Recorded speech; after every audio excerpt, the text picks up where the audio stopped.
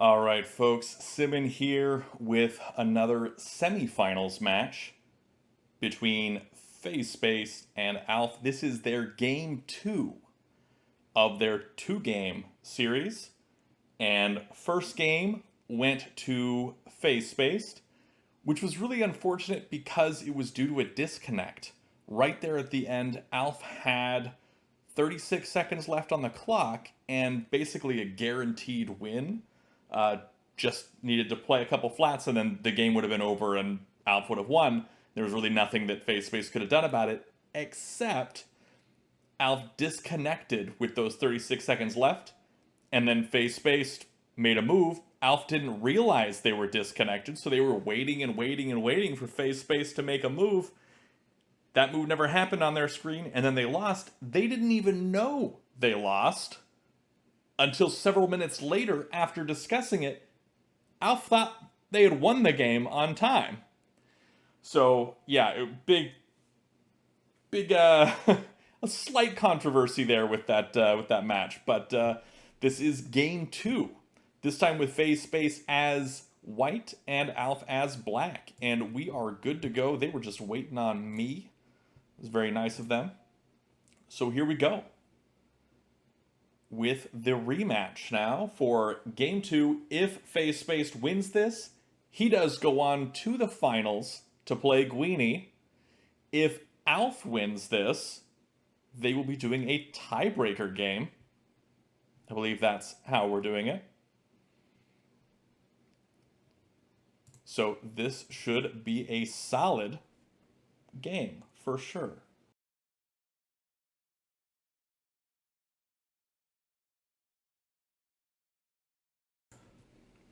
All right, so we see very, very quick play here from these players.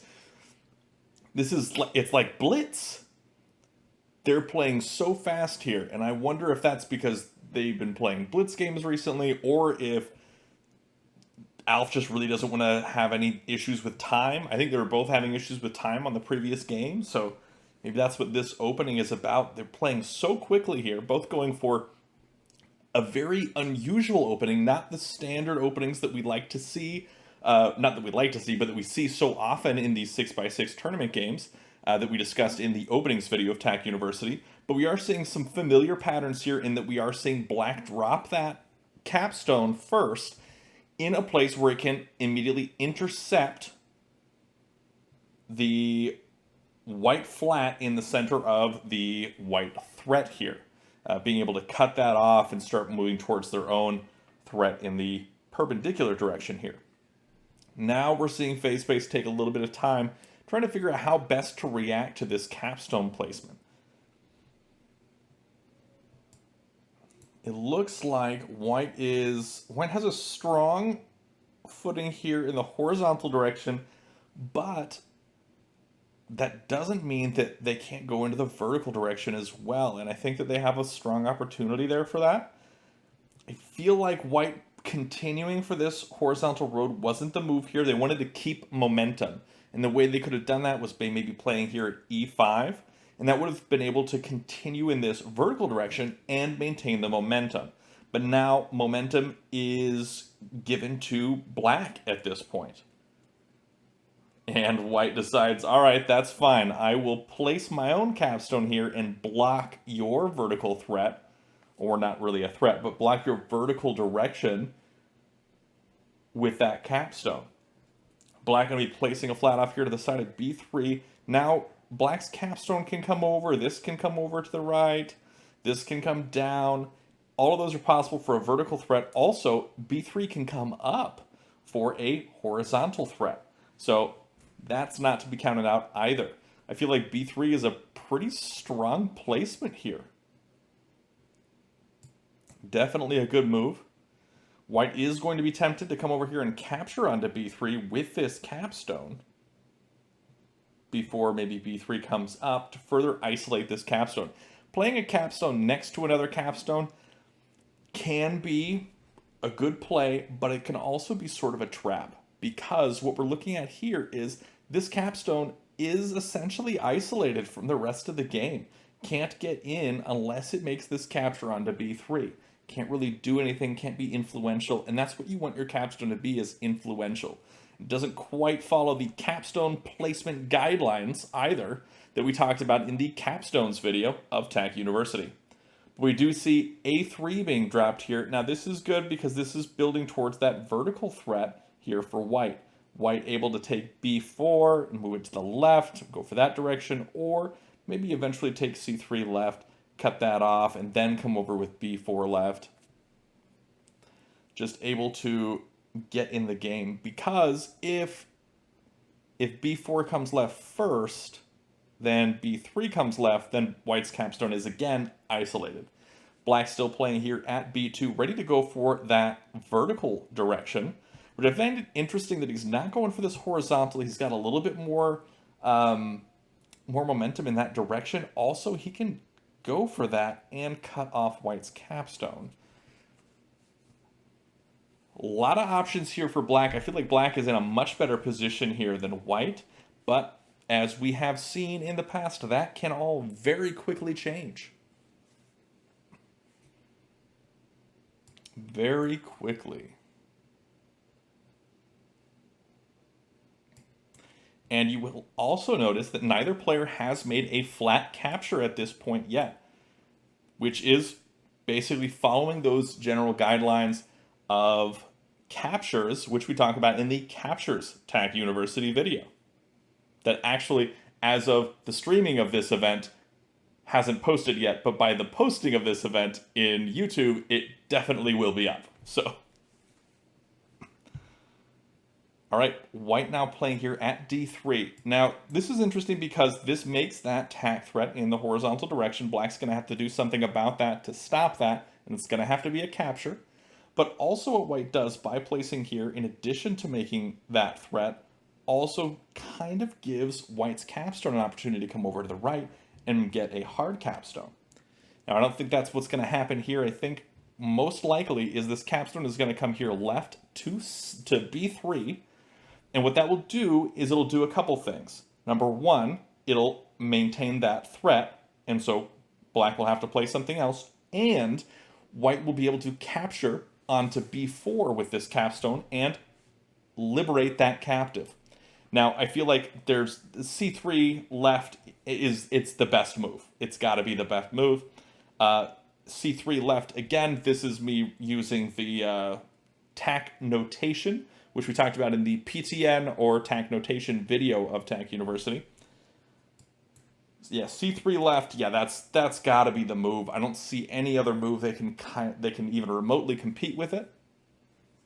But let's take a look at time right now, because this is a 15-minute, 10-second increment game. Face space down below 12 minutes. Alff has been playing, on average, one turn in fewer than 10 seconds. Or less than 10 seconds. I don't know. Under 10 seconds. Instead, making the A3 right move. I'm very intrigued by that because I'm pretty positive that that capstone moving upper would have been the much better move, because it would have guaranteed either this road here or capturing onto that flat stack and being able to liberate that. And I can't see any way that that A3 right is better than that. So, I could be wrong though. I could be wrong. It has happened in the past. And if you watched any of the streams or the videos, you know how frequent those are. Now, I won't say whether or not that's very frequent or very infrequent, but I have been known to be wrong at times.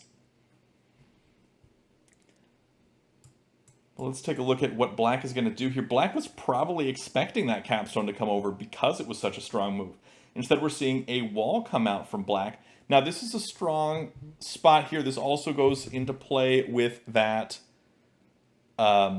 captures guidelines that we had in the captures video, where using that wall to drop and then come over and capture onto a stack that's owned by a flat so you can liberate those captives.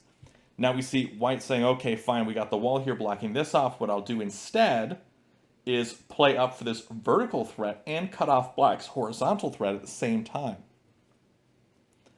This is pretty huge for white. It's a good play. It's a good transition. It's the kind of thing that I would have expected a lot earlier in the game. Instead of playing here at f4 on turn 7, I would have expected e5 here.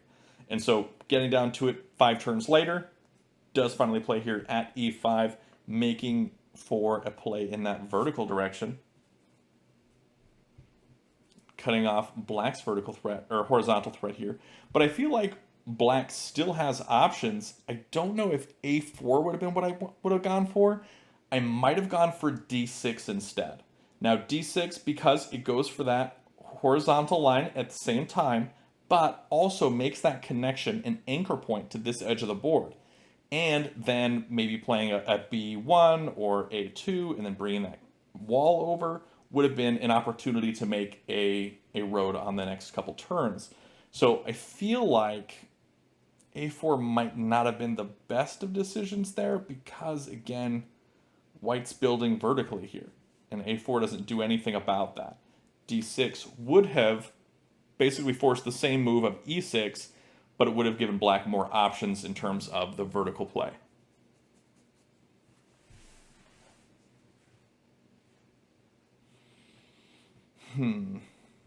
Now I think d6 is good, f6 might be good. Dropping a wall, really doesn't want to lose to a road here. Smart play dropping the wall too. It's less risky than dropping a flat up here or here. So I definitely understand why the wall was dropped here. Able to come up onto e4 and basically cut off everything that white's doing.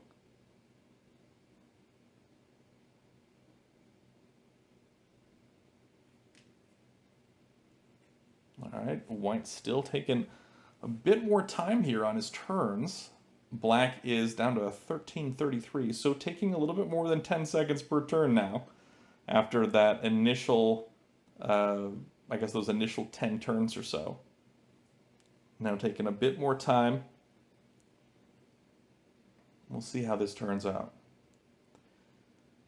I am kind of rooting for Alff here just because he was robbed in game 1 when it should have really been him. So if he does win this as black, that will be pretty huge. Additionally,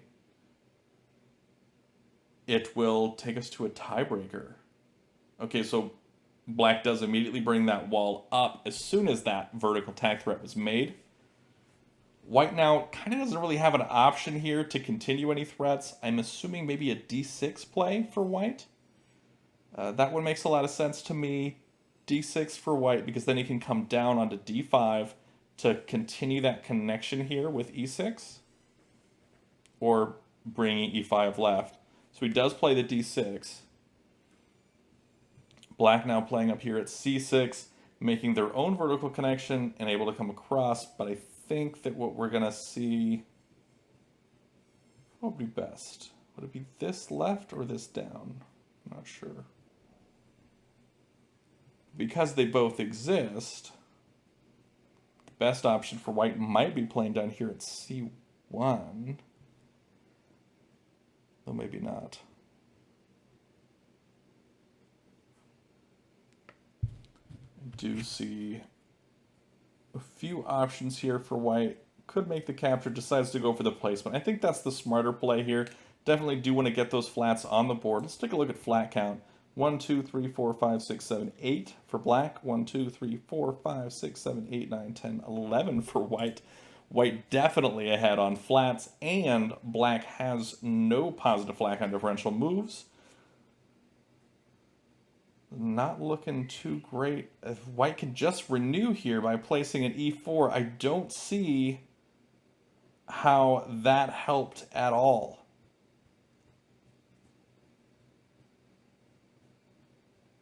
I'm a little confused by that one. I would have expected maybe c6 right instead. c6 right. That would have stopped the threat.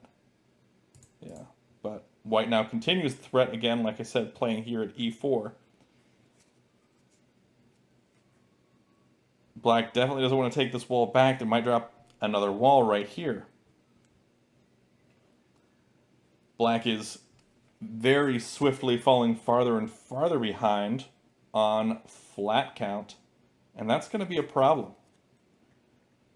And especially a problem with no positive flat count differential moves in their future. And again, flat count differential we talked about in the flat count differential video of TAC University.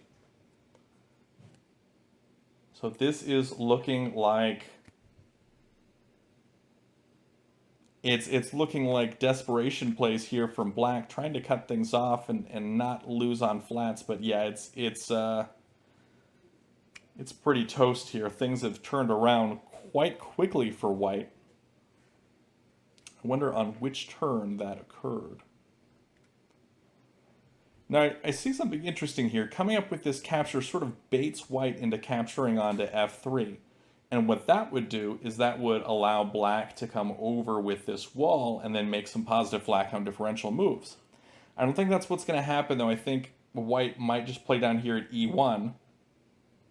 And playing at e1 will basically pin this wall where it is. And so then, after playing at e1, Black makes whatever play, and then White can play down here at f2, and then make a capture, or something like that. But instead going to drop a wall. I guess White can afford to drop a wall because they're so far ahead on flats. Okay, now Black is going for desperation play. Is going to try to come over and capture onto this spot here with the wall to be able to come left for a road, but White can just drop a wall here on a3 or even smash it with their own capstone. But I feel like a wall on a3 would be stronger. I don't know, it just doesn't look like there's too much there. Looks like all bark, no bite there from Black. Again, desperation play, trying to do something that matters when I don't think that they really have any solid options here.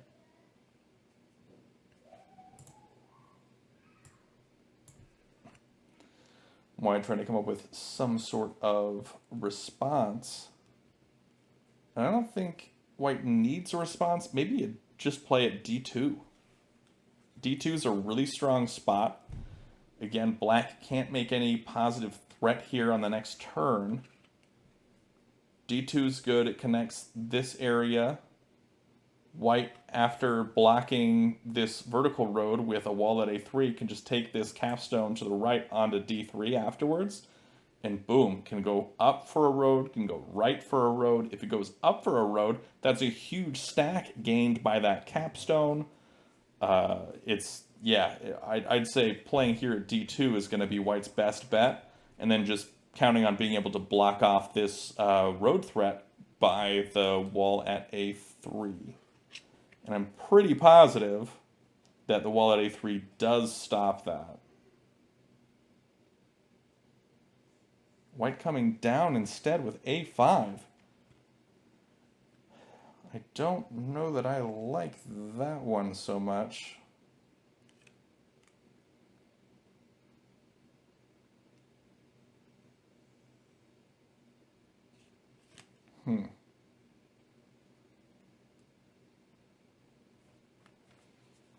Yeah, I'm confused why that move was made. I'm assuming Black is still going to come right with that wall over onto b3. I don't exactly know what coming down with a5 was for, though. But if we do take a look at the time, we see 6:40 on the clock of White and 12:50 on the clock of Black. So there is that tag threat. Again, it can be stopped by a wall on a3 or by smashing the stack, but I don't think smashing the stack is as good of a move long term as a wall on a3.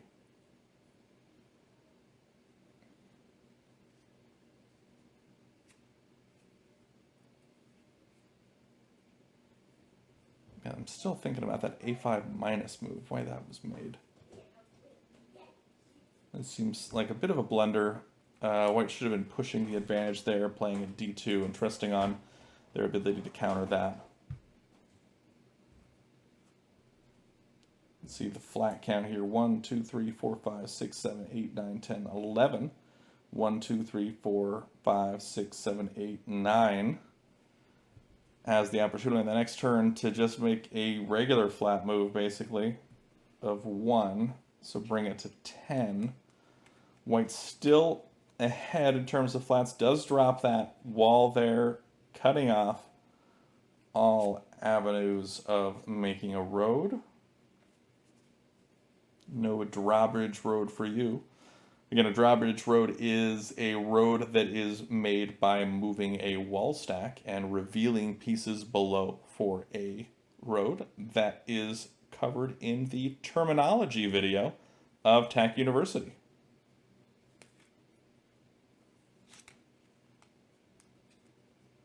All right, I'm seeing basically no hope here for black. Black's just going to be filling in with flats. Yeah, there's really nothing he's got going on here.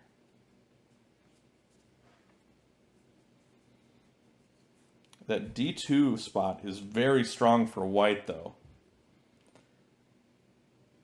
And you gotta think that he wants to play a flat at D2 so he can bring that capstone over and really do some damage. I mean, he can't bring the capstone over anytime soon because if he does, this wall would come over and then reveal it for the road.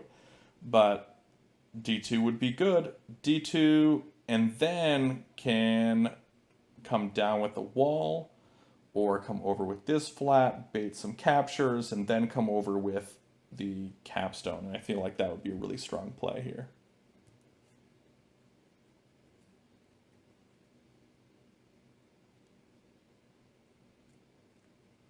Face base now below 5 minutes on the clock.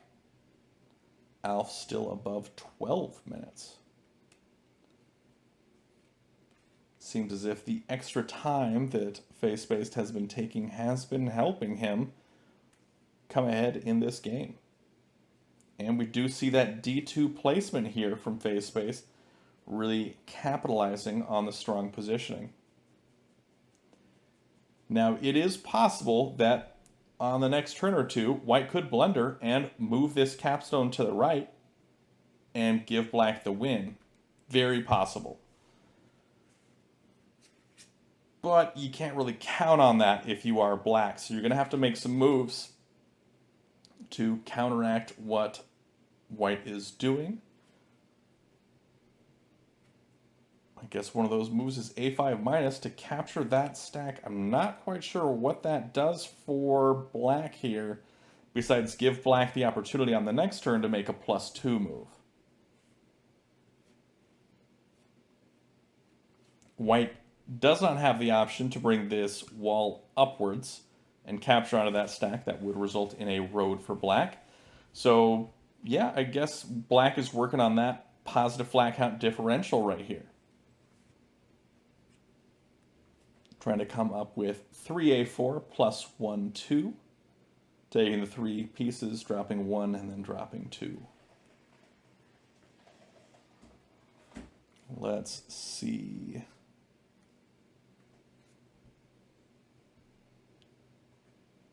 Drops a wall there, ready to come over and capture left with the wall after this stack gets spread up north and recover 2 captives.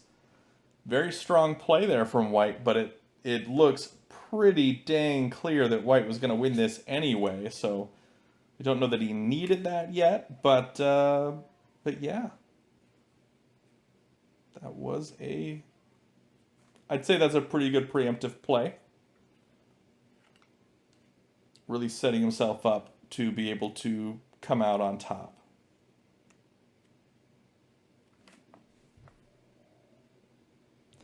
I'd say the odds are pretty good in this game that white wins via road. I mean, it could go to flats, but I don't think so. I think a road is going to happen at some point. White's position is just very strong.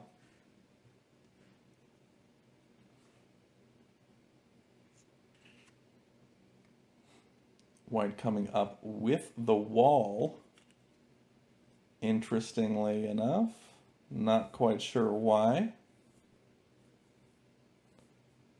I guess they're going to toss that up for the spread onto f5.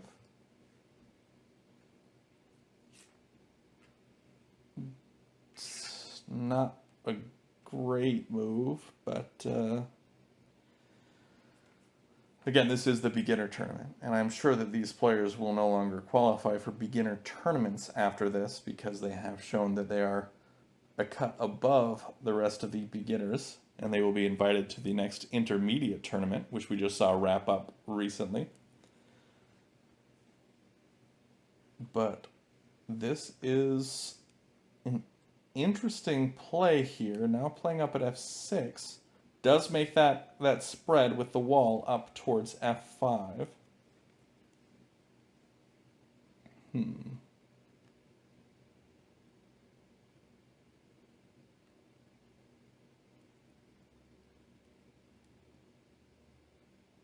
Let's see.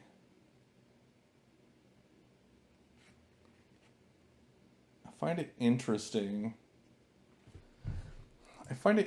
that white isn't capitalizing on the position here because the position is so strong for white. Just moving this wall down to a2 and then bringing the capstone over onto d3, that's just huge. It's so strong, and it forces a lot of moves out of black.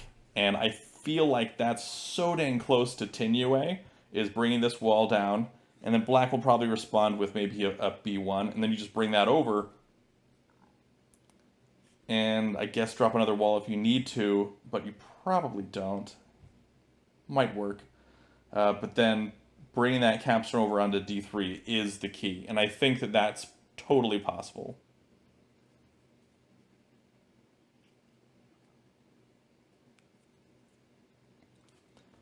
Black is going to have to stop the vertical road here.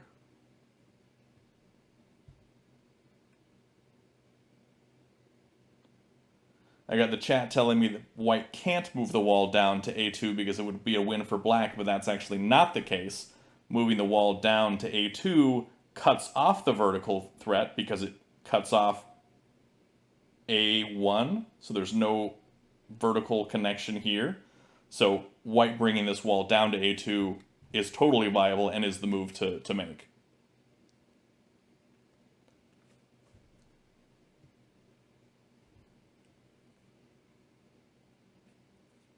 You just can't move the wall upwards onto a4, but you can move it down to a2.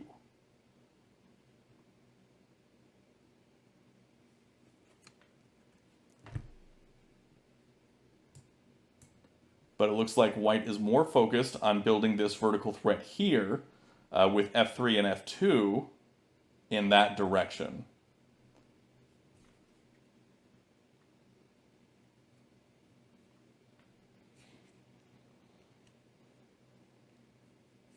Chat has recognized the error of their ways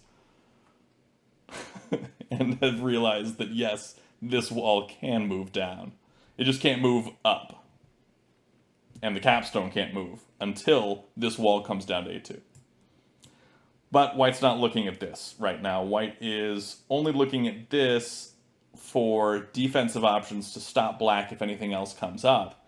Not looking at moving the white capstone, I guess, anytime soon. Looking at mainly focusing on this F column to go for that vertical road. And to force some more subpar moves out of black.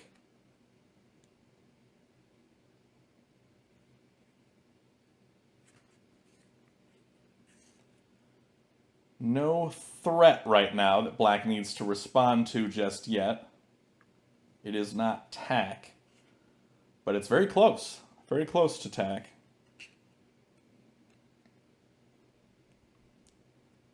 I would say... I mean, black can easily cut off all of these vertical threats just by moving this wall up here onto e4. That ruins everything.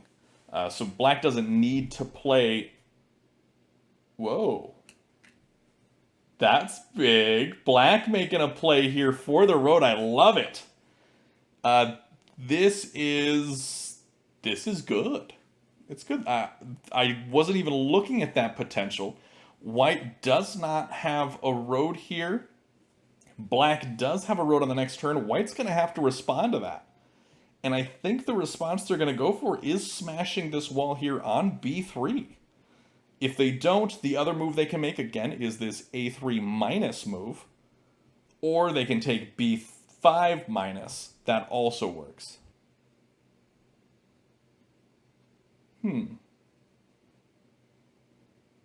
It's good. I like it. Good play here from black. White does make the smash to stop this, and black immediately responds with a wall. The reason for that is because white smashing this gives white the opportunity to spread that capstone out to the right and smash here onto e3, which would be a road. So black had to drop that wall there in order to stop it. That was good. That was good.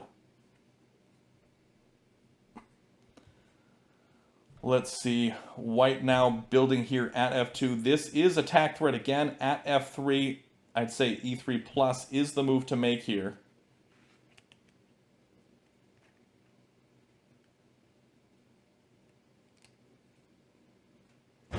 Let's see, what is the response? White's still very much ahead. Very much has the lead, even though white is down to about 3 minutes on the clock and black has 6 minutes. This is still very much white's game.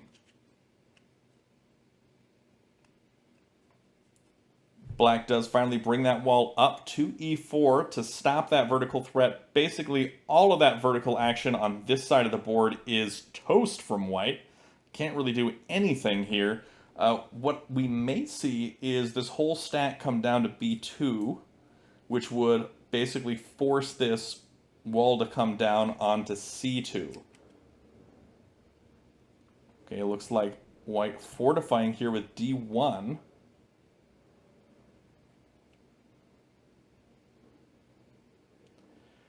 White working to try and make a Tinue here. Okay, I see it.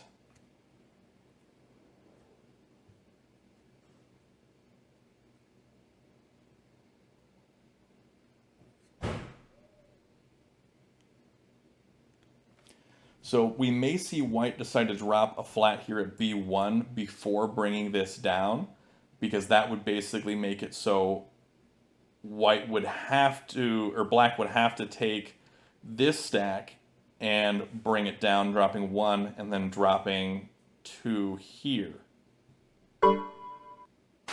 Okay, so let's go back to 29. So here's what I was saying. Black drops a flat here at a5. White responds with this b1, ready to come down with this whole stack to make sort of a semi-Tinue move. Black comes over instead and smashes this.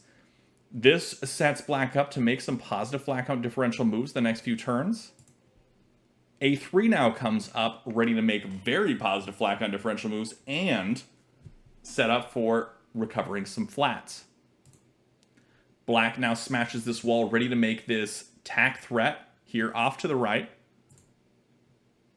White comes up with that wall to cut off that horizontal threat. Black plays now here at e1, ready to come down with the spread. White plays at a3, ready to make a road. Black comes down to stop it. And then white comes across to the left with that stack for the road. So didn't see that play. Black didn't see that play going for the left with that stack. Probably should have come up with e1. That would have worked. But instead missed the road there, even though black had quite a bit of time and white was very low on time. So That was a shame. Absolute shame that that it lost there with a missed threat, but we could tell that it was going that way for a road for white for quite some time, and there was not much that black could have done about that. And also a shame that the my internet broke. My internet cut out. So yeah, that's a shame. So, but anyway, congratulations to FaZe Space for winning the semifinals match. That means that FaZe Space is going on to play Guini in the finals of this Q2 beginner tournament. That is pretty huge. So we will be seeing Guini and FaZe Space face off in the finals in a 2-game match very soon. That is all for today. Thanks for watching. Be sure to check out the description below for all of the TAC resources that are out there, including but not limited to the TAC subreddit, my channel for other videos like TAC University and learning about the game, playtac.com, how you can play online with other folks, but especially the Discord server, which is the community hub for all of TAC. And that is where you can find people to play with online. You can play with them asynchronously straight through Discord. And if you're unfamiliar with Discord, that is a text and audio chat service, and it is completely free. You don't even have to download anything. It'll be right through your web application, or it can also be a mobile application as well. Be sure to check that out. It is fantastic. It is the best place to talk to everybody about TAC, and it's how we organize all these tournaments. So that is it. Again, thanks for watching, and until next time, have a great day and happy tacking.